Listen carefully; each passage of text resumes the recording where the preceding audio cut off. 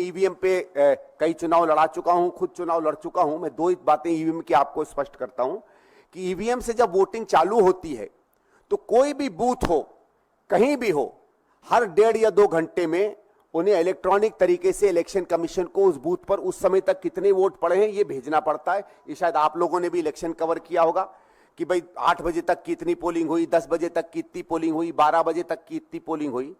और अगर 7 बजे तक की पोलिंग एक स्तर तक आ जाती है और अगर हम 60-65% के करीबन माने अमूमन वोट पड़ता है और 6% का अंतर है, तो ये तो मैं बात मान नहीं सकता कि 7 बजे के बाद 10% वोट पड़ा, मतलब वोट पड़ने का 10% वोट पड़ा और तब यह आंकड़ा इतना पड़ा। तो अपने में यह आंकड़ा भी एक संदेह की स्थिति पैदा करता है और विशेषकर ये तब और भी ज्यादा सवाल बन जाता है जब हम राज्यों के स्तर पर देखें।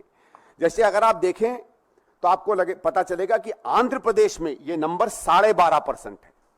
अब 12.5% वोट कहां से बढ़ गया, ये बड़े अपने में अचंभे की बात है। उसी तरीके से 12.5% उड़ीसा में वोट बढ़ जाता है। अब ये कोइंसिडेंस है कि आंध्र प्रदेश में, उड़ीसा में भारतीय जनता पार्टी और उसके गठबंधन ने अच्छा किया? अब ये महज कोइंसिडेंस है कि नहीं, ये बात भी आप लोगों के ऊपर मैं छोड़ देता हूं।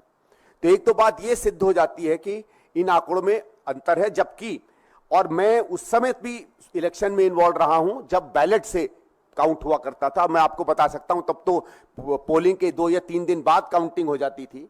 हम लोगों को फॉर्म्स 17C मिल जाया करती थी। मैं खुद आपको 84 का अनुभव बताता हूं। 84 क्योंकि आज के हिसाब से तो एक समझ लीजिए डायनासोर के युग का टेक्नोलॉजी इस्तेमाल होती थी।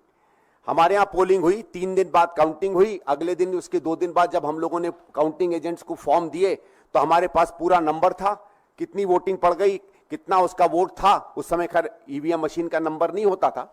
और जब काउंटिंग से हम लोगों ने रिलेट किया तो पाया कि 99.9% काउंटिंग बिल्कुल मैच कर रही है।